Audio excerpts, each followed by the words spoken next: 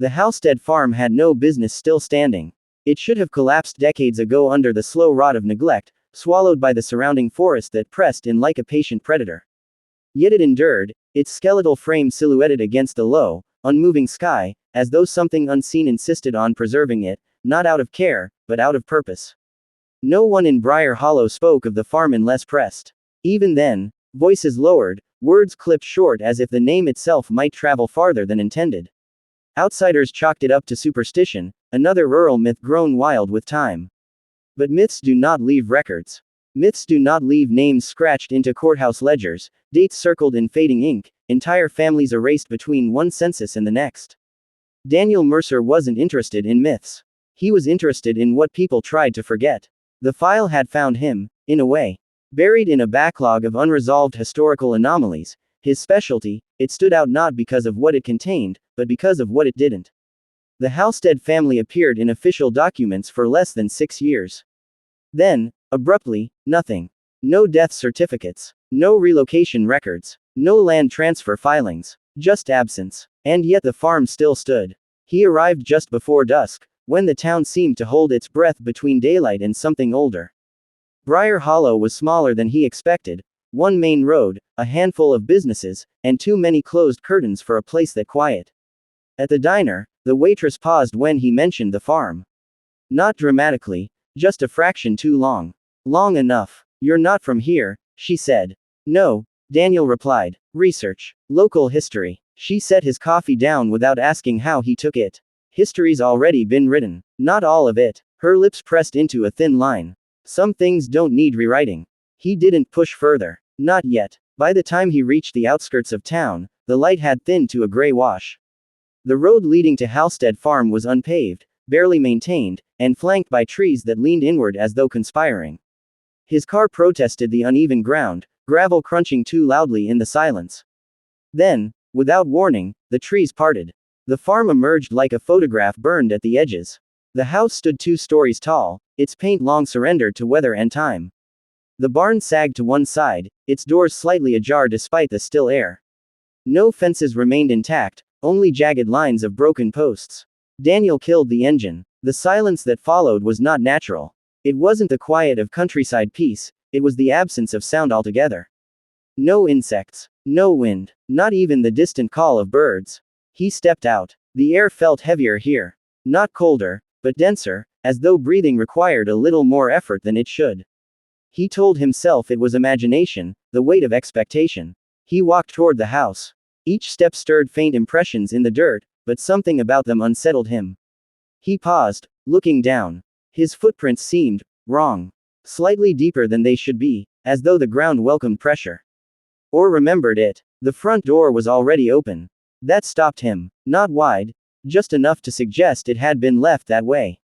Not broken, not forced. Open. He stood there for a moment, listening. Nothing. Hello, he called out. The word seemed to vanish before it reached the doorway. Daniel stepped inside. The interior smelled of dry wood and something faintly metallic. Dust coated every surface, yet there were gaps, disturbances that suggested movement, though not recent. The furniture remained, frozen in the posture of a life interrupted. A chair slightly angled away from the table. A book left open, its pages stiff with time. He moved slowly, cataloging details the way he always did. The clock on the wall had stopped at 3:17. Not unusual, except every clock he would later find in the house, 5 in total, had stopped at the exact same time. He didn't notice that yet. What he did notice was the temperature shift. The deeper he moved into the house, the colder it became. Not gradually, but in pockets, as if certain spaces resisted warmth entirely. The hallway leading to the back rooms was the worst of it. His breath didn't fog, but it felt like it should have. He reached the kitchen. Unlike the rest of the house, this room felt disturbed. Drawers slightly open, one cabinet door hanging crooked. On the table sat a ceramic bowl, cracked clean down the center. And beneath it, a stain. Dark, spread outward in uneven lines. Too old to identify clearly, but unmistakable in its suggestion. Daniel crouched, studying it. Not recorded, he murmured. There had been no mention of violence in any official document. No reports, no investigations. Just disappearance. Which meant one of two things. Either nothing had happened here, or everything had, and no one had been allowed to say it. A sound broke the silence. Not loud, not even distinct, but wrong. It came from upstairs. Daniel froze. He listened again. Nothing. He straightened slowly, every instinct urging caution, yet something deeper, something more stubborn, pushed him forward. The staircase creaked under his weight, each step announcing his presence to a house that did not feel empty. Halfway up, he noticed something carved into the banister. Letters. Crude, uneven. He brushed the dust away. Do not look back. Daniel exhaled softly. Local kids, he muttered, though he didn't believe it. At the top of the stairs, the air shifted again. Colder. He turned toward the source of the earlier sound. A door at the end of the hallway stood slightly ajar. Of course it did. He approached slowly, pushing it open with careful pressure. The room beyond was smaller than he expected. A bedroom, likely. A narrow bed, its frame rusted. A dresser with one missing drawer. And a window, open. That stopped him. From outside, the house had shown no broken glass. No openings. Yet here, the window stood wide, curtains unmoving despite the absence of wind. He stepped closer. The forest beyond looked different from this angle. Denser. Darker. As though the trees grew thicker the farther you tried to see. Then he noticed the ground below. There were footprints. Not his. Fresh. Leading away from the house. Daniel's pulse quickened. Someone had been here. Recently. He turned back toward the door, and froze. The hallway was longer now. It wasn't a trick of perspective.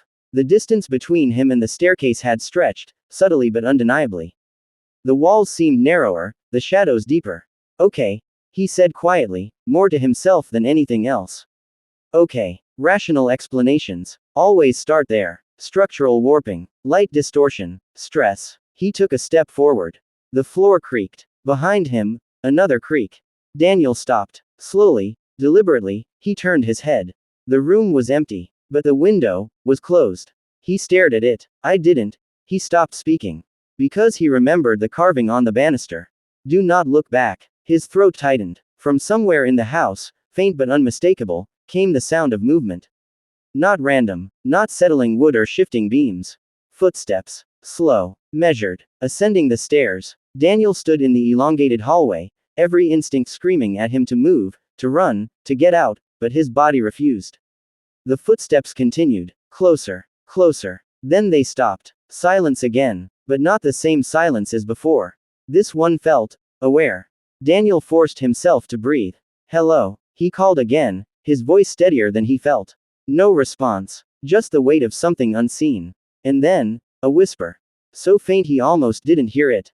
Too late. Daniel turned, and the hallway snapped back to its original length. The staircase stood just a few steps away, exactly where it should have been. The house was silent, still, normal, as though nothing had happened. But Daniel knew better. Because when he looked down, there were footprints on the floorboards. Not leading away from him. Leading toward him, and stopping just inches from where he stood. The footprints stopped inches from his boots. Daniel didn't move. Every instinct told him that if he did, if he so much as shifted his weight, whatever had made those marks would finish what it started. The air pressed tighter around him, thick and suffocating, as though the house itself had drawn a breath and was holding it. He forced himself to look closer. The prints were not like his. They were longer, narrower. The impressions too deep for bare feet, yet too irregular for shoes. And there was something else, something that made his stomach tighten. They weren't facing him. They were angled, slightly past him. As if whatever had stood there had been looking over his shoulder. Daniel turned slowly. Nothing. Just the empty hallway, the staircase, the dim outline of the lower floor. But the feeling didn't leave. It clung to him, crawling up the back of his neck like cold fingers. Don't look back. Too late. The words echoed in his mind, no longer just carvings or whispers, they felt like rules. Rules he had already broken. He stepped back. The footprints didn't move. Of course they didn't. They were just marks. Just evidence. He swallowed and forced his body to respond again. One step. Then another. Toward the stairs. Away from the room. Away from whatever had been standing behind him moments ago. The house remained silent. Too silent. Halfway down the staircase, something changed. Not a sound. Not movement. A presence. It was below him now. Waiting. Daniel stopped mid-step. His gaze lifted, slowly, carefully, toward the bottom of the stairs. At first, he saw nothing. Then the shadows shifted. Not dramatically. Not in a way that could be easily proven. But enough. Enough for his mind to recognize a shape where there should be none. Something stood in the doorway to the kitchen. Tall. Unnaturally still. And wrong. The proportions didn't match a person. The head slightly too low, the arms too long, hanging at angles that suggested joints where none should exist. Daniel's breath caught. "Who's there?" he said, though the question sounded pointless even as it left his mouth. The figure didn't respond. It didn't move, but it felt like it was watching him. Not with eyes, there were no visible features, but with an awareness so focused it was almost physical. Daniel took another step down. The stair creaked. The figure's head tilted. Just slightly. A small movement, but deliberate. Daniel froze again. "Okay," he whispered, more to himself now. "Okay. This is something else. Not imagination. Not anymore." He forced himself to think. To analyze. The town's silence. The missing records. The identical time on every clock. The warning carved into the banister. This wasn't a random haunting. This was structured. Contained. Like something had been set in motion, and never stopped. "Halstead," he said quietly. The name felt heavier inside the house. "Is that you?" The figure twitched. Not a full movement. More like a distortion, as though its outline had briefly lost stability. Then, for the first time, it stepped forward. The sound it made wasn't quite a footstep. It was wetter. He didn't wait. Daniel turned and moved down the remaining stairs in a rush, his boots hitting the floor harder than intended. The moment he reached the bottom, the temperature dropped sharply, so suddenly it stole the breath from his lungs. Behind him, another step. Closer. He didn't look. He remembered the warning now with painful clarity. "Do not look back." He moved toward the front door, fast but controlled, refusing to let panic take full hold. The doorway was right there, just a few strides away. Freedom, air, distance. His hand reached for the handle, and stopped. The door was gone. Not broken. Not boarded. Gone. In its place stood a solid wall of aged wood, seamless, unbroken, as though the entrance had never existed. "No," Daniel breathed. Behind him, breathing. Not his own. Slow. Deep. Right at the back of his neck. Every muscle in his body locked. He could feel it now. Close enough to touch. Close enough that if he moved, it would know. His mind raced. Don't look back. Too late. Or maybe not. Maybe the rule wasn't about what had already happened. Maybe it was about now. About this moment. About the choice. The breathing grew louder. A faint, damp warmth brushed the edge of his collar. Daniel shut his eyes. Count. 1, 2, 3. He moved. Not turning. Not looking. He lunged forward, away from the wall, away from the presence, forcing himself deeper into the house instead of toward escape. The reaction was immediate. A sound tore through the silence. Not a scream, not a growl, but something in between. Something layered, as if multiple voices had tried to speak at once and failed. The floorboards behind him slammed. Heavy. Fast. Chasing. Daniel ran. The hallway twisted. Not physically, but perceptually. Corners seemed sharper. Distances stretched and snapped back, doors appearing where none had been before. He ignored all of it, focusing on one thing: movement. Forward. Always forward. He burst into the kitchen. The stain on the floor was darker now. Wet. Fresh. He skidded slightly as he passed it, catching himself on the edge of the table. The cracked bowl fell, shattering completely this time. Behind him, closer. He could hear it clearly now. Not footsteps. Crawling. Fast. Wrong. He spun toward the back of the house, spotting a narrow doorway he hadn't noticed before. Without hesitation, he pushed through it, and found himself in a small, windowless room. A cellar entrance. The door behind him slammed shut. Darkness swallowed everything. Daniel stood there, chest heaving, listening. The crawling stopped. Silence returned. But it wasn't empty. It was waiting. His hand fumbled along the wall until his fingers brushed something metallic.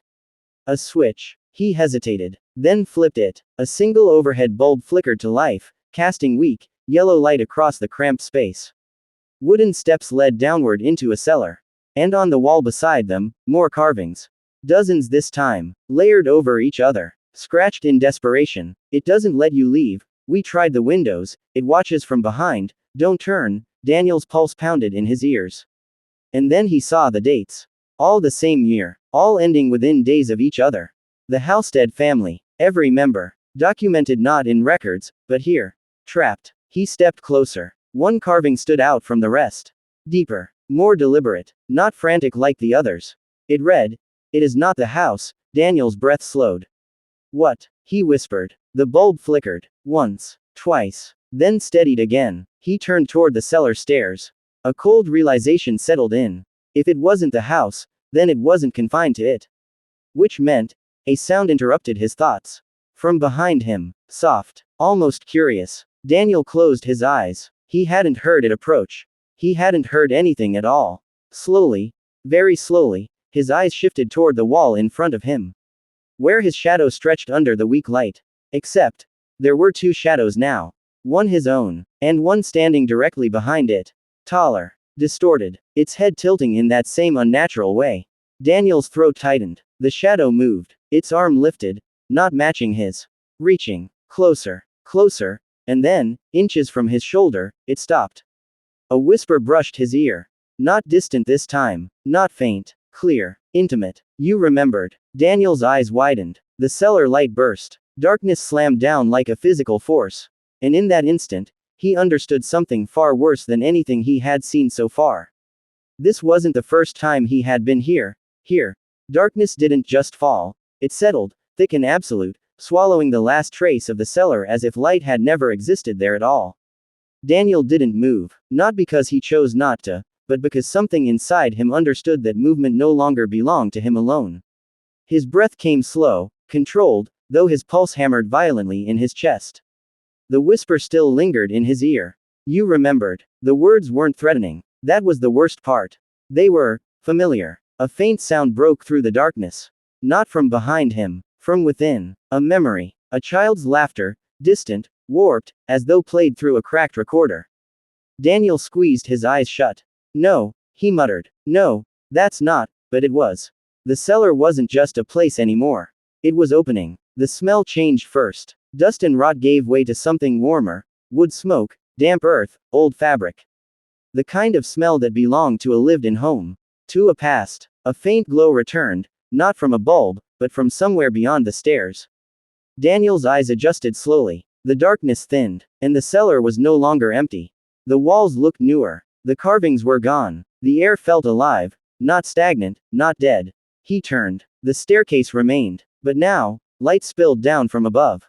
Golden. Flickering. Candlelight. Daniel's throat tightened. "No," he whispered. "No, this isn't real." But his body had already begun to move. One step up. Then another. The wood didn't creak this time. It responded. Solid. Intact, as though it had never known decay. Voices drifted down. Muffled. Casual. Normal. Daniel reached the top step. And stopped. The kitchen lay before him. Not broken. Not abandoned. Alive. A woman stood by the table, her back turned, stirring something in a pot. A man sat nearby, sleeves rolled, reading a folded newspaper. A young boy, no older than 8, sat on the floor, carving something into a piece of wood with careful concentration. Daniel's breath caught. The boy looked up. Their eyes met, and in that instant, Daniel felt the world tilt. Because he knew that face. Not vaguely. Not distantly. Perfectly. It was his own. Younger. Unchanged. The boy frowned slightly, as though trying to place something just out of reach. "Ma," he said, not breaking eye contact, "who's that?" The woman turned. Her expression froze the moment she saw Daniel. The spoon slipped from her hand, clattering against the pot. The man looked up sharply. Silence fell. Not the unnatural silence of the abandoned house. A different kind. Heavy. Human. The woman's lips trembled. "You," she whispered. Daniel couldn't speak. His mind fractured between denial and recognition, pieces snapping into place with violent clarity. The file. The missing records. The absence of any trace after 6 years. Because they hadn't disappeared. They had been erased. The man stood slowly, his gaze hardening, not with fear, but with understanding. "You came back," he said. Not a question. A statement. Daniel shook his head instinctively. "I've never been here before." The boy on the floor tilted his head. The same unnatural angle. The same subtle wrongness Daniel had seen in the figure on the stairs.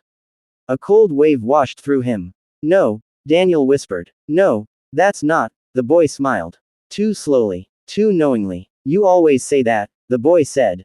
The room shifted. Not physically, but in meaning. The warmth twisted. The light dimmed. The edges of everything softened, as though the memory itself was starting to rot. Daniel staggered back a step.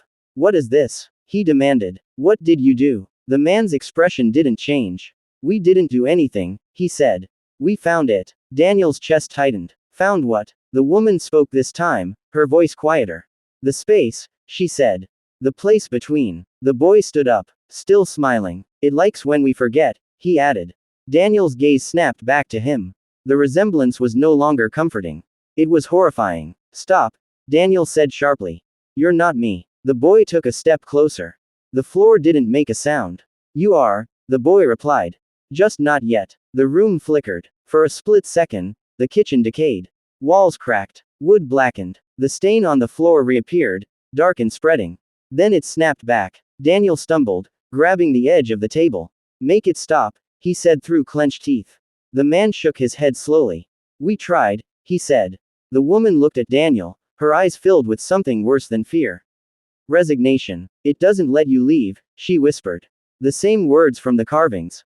Because they had carved them. Not as warnings for others. As reminders for themselves. Daniel's mind raced. This isn't real, he said again, louder now. This is some kind of loop. A projection. Something's feeding off memory. Not feeding, the boy interrupted. Daniel turned toward him. The boy's smile widened. Keeping. The word landed heavier than anything else. Daniel's breath faltered. Keeping. What? The boy stepped closer. Now only a few feet away. Everything, he said. The lights flickered violently. The room began to collapse in on itself, not physically, but temporally. Moments overlapping, voices echoing out of sync, movements repeating in broken loops. Daniel clutched his head. Images slammed into him. The road. The first time. Years ago. Not as an investigator, as a child. Lost. Wandering too far past the tree line. Finding the farm. The door already open. The house already waiting. And something inside, watching. Waiting for him to look back. You didn't leave, the boy's voice echoed, now layered with something deeper, something older. You were allowed to go. Daniel's eyes snapped open. What? The kitchen was gone. The cellar was gone. He stood in the hallway again. Rotting. Silent. Dead. The figure stood at the far end. But now, it wasn't just a shape. It was clearer. Defined. And it looked like him. Not exactly. Stretched. Distorted. But undeniably, him. The voice came from it now. You forgot, it said. Daniel shook his head, backing away slowly. No, that's how it works. Each step the thing took forward felt like reality adjusting to accommodate it. It lets one leave, it continued. So the rest can stay. Daniel's back hit the wall. No, there were no records, no evidence, because you became the record. The words hit harder than anything else. Daniel's breathing broke. You carried it with you, the thing said. All those years. Every place you went. Every case you took. Memories flashed. Unsolved disappearances. Unexplained absences. Patterns he had noticed, but never fully understood. Because he had been the pattern. You bring people closer, it said softly. You always do. Daniel's legs weakened. No, I didn't know, you do now. Silence fell. Heavy. Final. The thing stopped just a few feet away. Mirroring the distance of the footprints from before. You can leave again, it said. Hope sparked. Sharp and desperate. What? The figure tilted its head. That's the rule. Daniel's voice shook. And the others. The smile returned. That same slow, unnatural curve. They stay. The house creaked. The walls seemed to breathe. Waiting. Daniel looked toward where the front door should have been. And this time, it was there. Slightly open. Light spilling through. Freedom. Or the illusion of it. He turned back to the thing. To leave, he said slowly, I have to, forget again. The figure didn't answer. It didn't need to. Daniel looked down at his hands. At the faint scars he didn't remember getting. At the life he had built on missing pieces. Then he looked toward the door again. And for the first time since entering the house, he understood the real horror of Halstead Farm. It didn't trap people. It let them go. Just enough. To come back with others. The whisper returned. Not from the thing. From everywhere. Soft. Patient. Choose. Daniel closed his eyes. And stepped forward. Daniel didn't stop. The door stood just ahead, slightly open, the pale gray light beyond it unmoving, unnatural in its stillness, like a painted sky instead of a real one. Every instinct screamed that it was wrong, that nothing about this place followed rules that could be trusted. And yet, it was the only way out. Behind him, he could feel it watching. Not moving. Not rushing. Certain. Because it had all the time in the world. Daniel slowed as he neared the doorway. His hand lifted, but didn't touch it. Why me? He asked quietly. The house didn't answer. But the thing did. Its voice came from everywhere at once now. Walls, floor, ceiling, inside his own head. Not you, it said. Never just you. Daniel swallowed. Then what? A pause. Not hesitation. Consideration. As long as something is remembered, it said, it remains. Daniel's brow tightened. That's not an answer. It is the only one. He exhaled slowly, trying to steady the chaos in his thoughts. Memory. Forgetting. Cycles. You said one gets to leave, Daniel continued. So the rest can stay. Yes. That means, he hesitated, the realization forming like a crack through glass. That means the house, this place, it needs someone outside.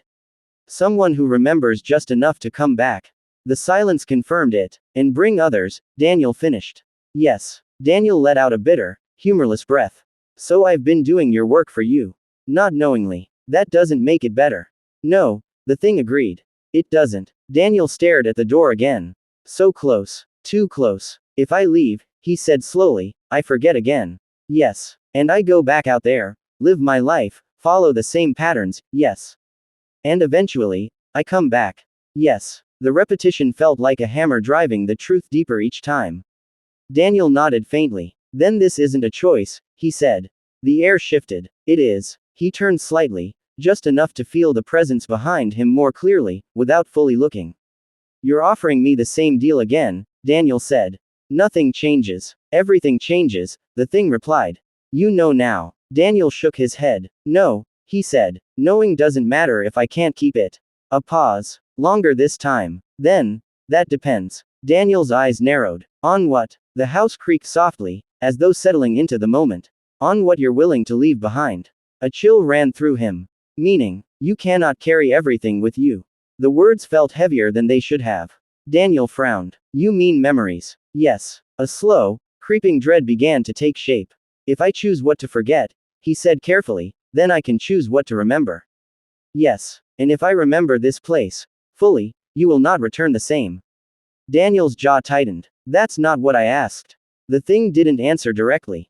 Instead, it said, the ones who stay, are the ones who cannot let go. Images flashed in Daniel's mind. The carvings, the desperation, the warnings layered over each other. The Halstead family hadn't just been trapped. They had tried to hold on. To each other. To themselves. And that had bound them here. Daniel exhaled slowly. So that's the cost, he murmured. To leave without becoming part of this again, I have to forget something important enough that it breaks the cycle. Yes. His chest tightened. Like what? The answer came immediately this time. Everything that ties you back. Daniel didn't understand at first. Then, he did. His past. His identity. The thread that had led him here in the first place. If I forget that, he said, his voice barely above a whisper, then I won't come back.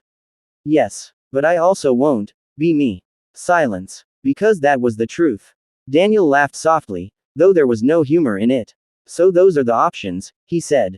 Either I leave and become your messenger again, or I leave and lose myself. Completely. Yes. And if I stay, the air grew colder. You remain. Not die. Not disappear. Remain. Like the others. Part of it. Part of the place between. Daniel closed his eyes. For a moment, he allowed himself to feel everything, fear, anger, regret. And something else. Clarity. When he opened them again, his gaze was steady. You said something earlier, he said. That it's not the house. Yes. That means this place, it's not fixed. No. It moves. Or it spreads. Or it connects to something else. A pause. Then, you are closer. Daniel nodded slightly. And memory is the key, he continued. That's what anchors it. Yes. Then if memory creates the connection, he looked at the door. Then back into the empty space behind him, it can also destroy it. The air changed. Subtly. But enough. The thing noticed. You cannot destroy what you are part of, it said. Daniel's lips pressed into a thin line. Maybe not, he replied. But I can change what I am. The house creaked again, louder this time. Unsettled. You misunderstand, the voice said, now carrying a faint edge for the first time. This is not escape. This is balance. No, Daniel said. This is containment. Silence. Then, and you would break it. Daniel's gaze hardened. Yes. A long pause followed, long enough that it almost felt like the house itself was thinking. Calculating. Then the voice returned, softer now. Then choose. The door creaked open wider. Light spilled across the floor, reaching his feet. Daniel looked down at it. Then, slowly, he stepped away from it. The temperature dropped instantly. The light dimmed. Behind him, something shifted, faster now, less controlled. You choose to remain, the voice said, though it sounded different now. Less certain. Daniel shook his head. No, he said. I choose to end it. The walls trembled. A low, distant sound began to build, like something vast stirring beneath the surface of reality itself. You cannot. I can forget, Daniel interrupted. The presence surged closer. But not like you want. Pain sparked at the edges of his mind. Memories rising. Childhood. Faces. Names. His own name. Daniel. Daniel Mercer. He held onto it, then let it go. Not all at once. Piece by piece. Deliberately. I forget the path that leads here, he said, his voice tightening as the process began to tear through him. I forget the patterns. The cases. The pull. The house shook harder. No. I forget the part of me that belongs to this place. The presence slammed into him, cold. Violent. Desperate. You will lose everything. Daniel's knees buckled, but he didn't fall. Not everything, he whispered. One memory remained. Clear. Sharp. Unmovable. The moment he understood the truth of what this place was. The need to end it. I remember enough, he said. The world fractured. Light and darkness collided. The hallway stretched and collapsed, walls peeling back into nothingness, the shape of the house dissolving into something far less defined, something vast and formless. The thing screamed, not with sound, but with absence. As though parts of reality were being erased around it. You cannot sever the link. I already did, Daniel said. His voice sounded distant now. Fading. I'm not the same person who walked in. The presence lashed out again, but there was nothing left to hold onto. The connection slipped. Broke. And then, silence. The road outside Briar Hollow was quiet. A car sat idling near the edge of the tree line. Inside, a man blinked slowly, as though waking from a dream he couldn't quite remember. He frowned. Why did I stop here? The forest stretched endlessly ahead. Calm. Ordinary. No farm. No path. Nothing. He rubbed his temple, a faint unease lingering just beyond reach. Then he shook it off. Must have taken a wrong turn. He shifted the car into gear and drove on. Behind him, the trees stood still. Unbroken. As though nothing had ever been there. As though nothing had ever been lost. And somewhere, not in a place, but in the absence of one, something lingered. Not gone, but diminished. Waiting. For something, or someone, who might remember again. But this time, there was no one left who knew the way back. And for the first time in a very long time, Halstead Farm was truly forgotten. The man drove for nearly 20 minutes before the unease returned. Not suddenly. Not sharply. It crept back in layers, subtle, patient, like something testing the edges of his awareness. He slowed the car without fully realizing why. The road stretched ahead in a long, empty line. Trees on both sides, dense but ordinary. Nothing unusual. And yet, something felt unfinished. He frowned slightly, fingers tightening on the steering wheel. There was, he muttered. The thought slipped. He tried again. I stopped for a reason. Silence answered him. No memory. No image. Just the faint impression of something important that had been removed. Not forgotten. Removed. He exhaled and shook his head. Doesn't matter, he said under his breath. But it did. He just couldn't explain why. A few miles ahead, a small roadside gas station came into view. The kind that barely changed over decades. 2 pumps, a flickering sign, a convenience store with dusty windows. He pulled in. The engine cut off with a soft click, and for a moment, he just sat there. Listening. The world sounded normal. Wind moving through trees. A distant hum of power lines. Somewhere, a bird called. All the things that hadn't existed at the farm. He stepped out of the car. The air felt lighter here. Easier. As if something had been lifted without him noticing. Inside the store, a bell chimed faintly as he pushed the door open. An older man stood behind the counter, flipping through a worn magazine. He looked up briefly, gave a small nod, then returned to his reading. The man, Daniel, though the name felt distant now, grabbed a bottle of water from a cooler and approached the counter. Long drive? The clerk asked casually. Daniel hesitated. Yeah, he said after a moment. I think so. The clerk glanced at him again, this time with a bit more attention. You look like you took a wrong turn somewhere. Daniel gave a faint smile. Something like that. He placed the bottle on the counter. The clerk rang it up, then paused. You coming from Briar Hollow Way? Daniel blinked. The name stirred something. A ripple. Small, but real. I don't know, he admitted. The clerk studied him for a second longer than necessary. Then nodded slowly. Best not to linger around there, he said. Daniel's chest tightened slightly. Why? The clerk shrugged. Nothing much there anymore, he said. Town's been fading for years. People leave, don't come back. Daniel's fingers tapped lightly against the counter. Why would they leave? Another shrug. Same reason people leave anywhere, I guess. He slid the receipt across. But sometimes, the clerk added, almost as an afterthought, it's like they were never there to begin with. Daniel stilled. That same ripple again. Stronger this time. He picked up the bottle slowly. What do you mean? The clerk met his gaze. For a moment, something unspoken passed between them. Then the man simply shook his head. Just stories, he said. Small towns got plenty of those. Daniel nodded faintly, though the answer didn't settle anything. He stepped outside again. The sky had darkened slightly. Evening approaching. He opened his car door, and froze. For just a second, something felt off. Not in the world around him. In himself. A gap. Like reaching for something in your pocket and finding it missing. He frowned, leaning against the car. What is it? He whispered. His reflection stared back at him from the window. Normal. Unremarkable. But his eyes, there was something there. Something tired. Something that had seen more than it could remember. He shook his head again, more firmly this time. Enough. He got into the car and started the engine.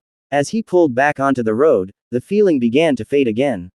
Not gone, but quieter. Manageable. Behind him, the gas station disappeared around the bend. And with it, something else. Miles away, where no road should have been, a shape flickered.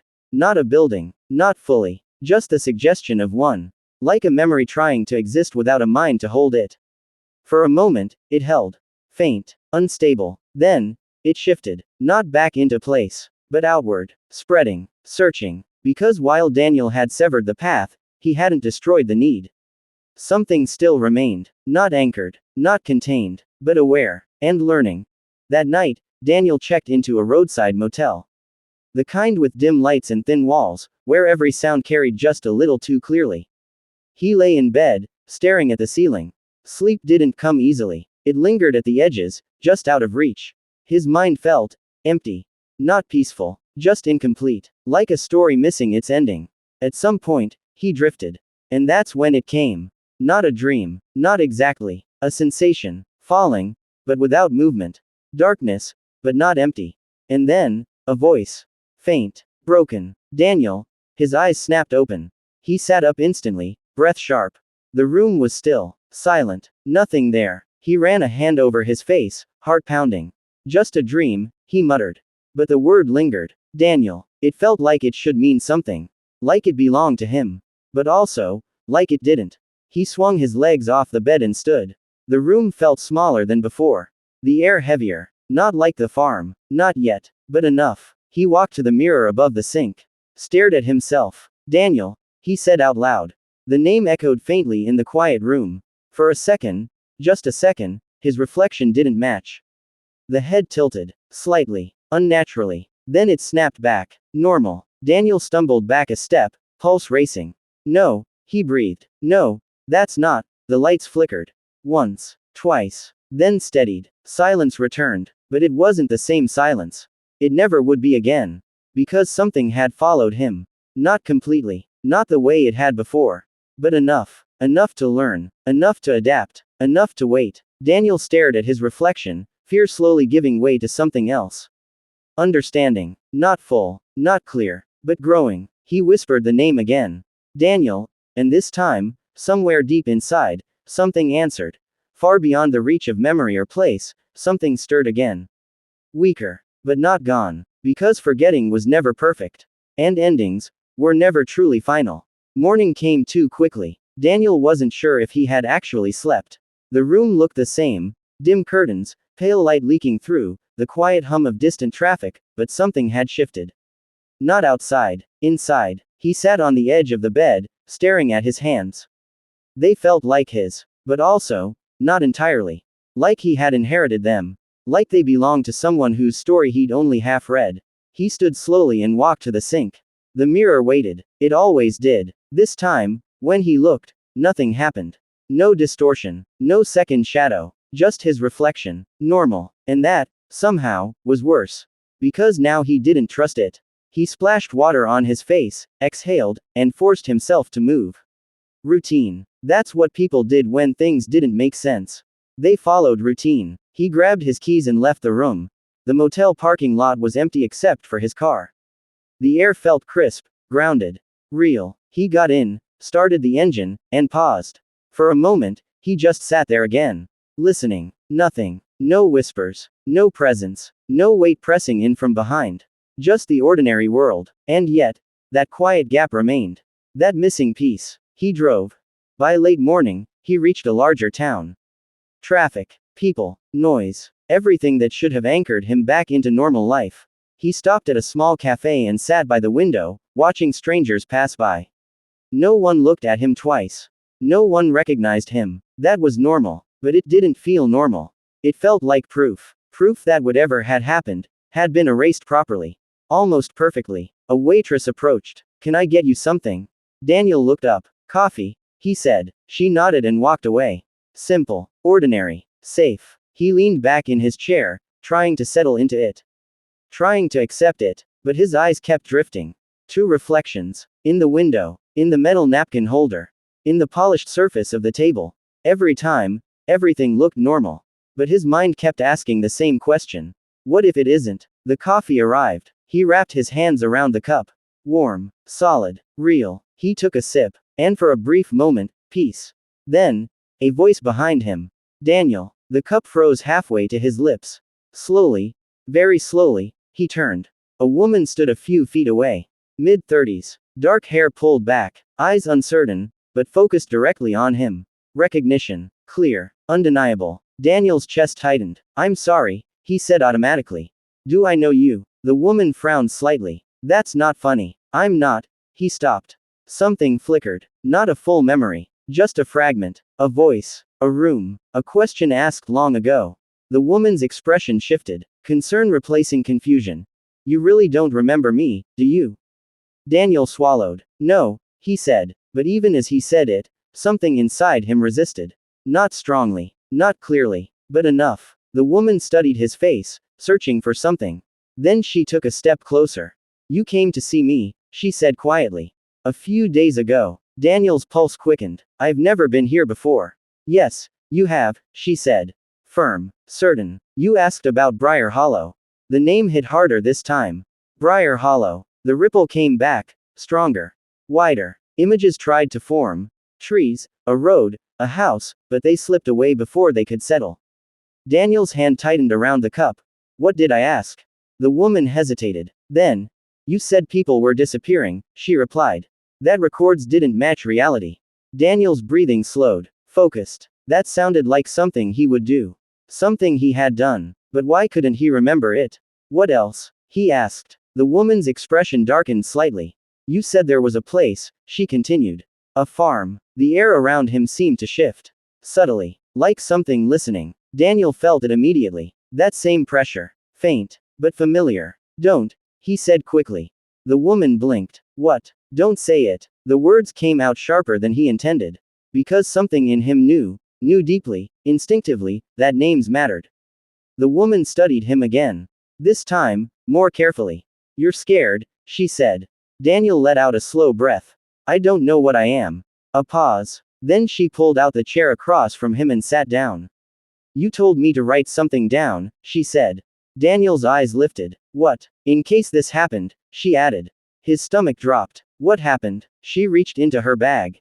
Pulled out a folded piece of paper.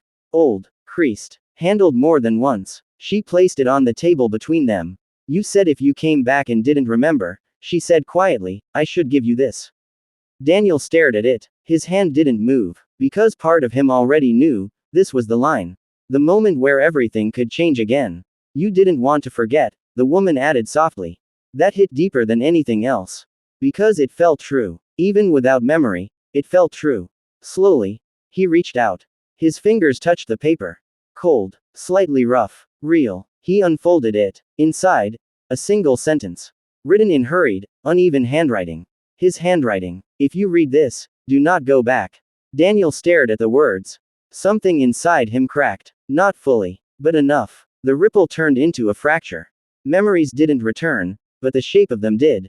Fear, understanding, choice. He looked up at the woman. Did I say anything else? She hesitated, then nodded once. You said, she began slowly, that if you ever remembered completely, her voice lowered, it would remember you too. The cafe suddenly felt smaller. The noise quieter. The world narrowing around that single idea. Daniel looked back at the note. Then at his reflection in the window beside them. This time, it moved a fraction too late. His breath caught. The tilt. Just barely there. Watching. Waiting. Not trapped anymore. Not contained. Because now, it didn't need a place. It had a connection. Daniel folded the paper again. Carefully. Deliberately. He slid it back across the table. Keep it, he said. The woman frowned. But, please. His voice was calm now. Steady. Too steady. She hesitated, then nodded. Okay. Daniel stood. He left money on the table. Turned toward the door. And paused. Just for a second. Long enough to feel it. That presence. Not behind him. Not ahead. Inside the space between. Learning him. Mapping him. Waiting for him to choose again. He didn't look back. Not this time. He walked out into the daylight. Into the noise. Into the world that no longer knew what he carried. And as he disappeared into the crowd, his reflection lingered a moment longer in the cafe window. Still, watching, head slowly tilting, before it finally followed, because some places don't need to be found again. They only need to be remembered. And Daniel, whether he knew it or not, was starting to remember. Just enough for it to begin again.